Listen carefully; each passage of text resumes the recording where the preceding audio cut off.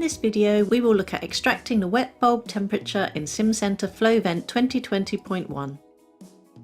To extract the wet bulb temperature, it's necessary to configure the model setup. First, specify the type of solution as flow and heat transfer.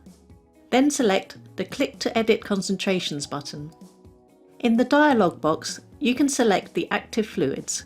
For concentration 1, select water vapour, H2O.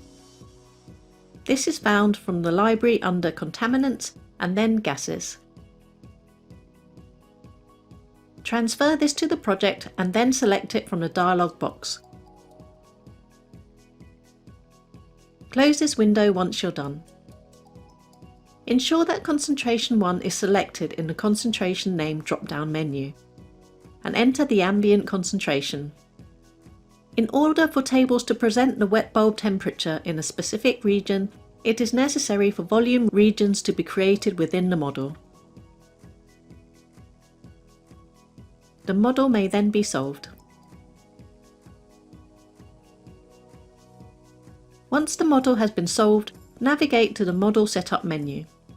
In the Auxiliary Variables section, select the Calculate button on Percentage Saturation and TW.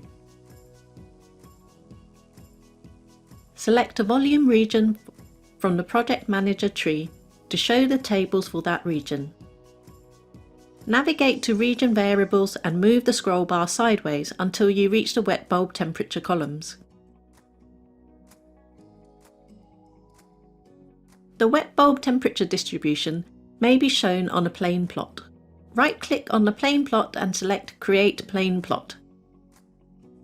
Then wet bulb temperature as the scalar field. Thank you for watching this video. For more information, please visit our website.